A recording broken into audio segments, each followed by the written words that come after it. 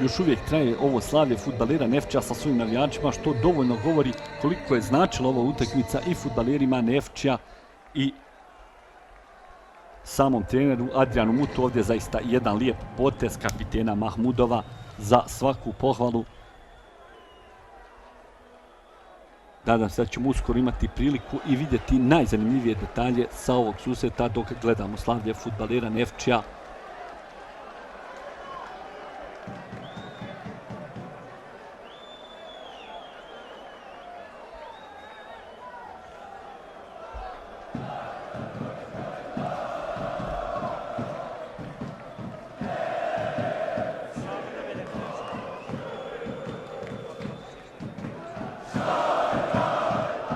Dok gledam ovo slavlje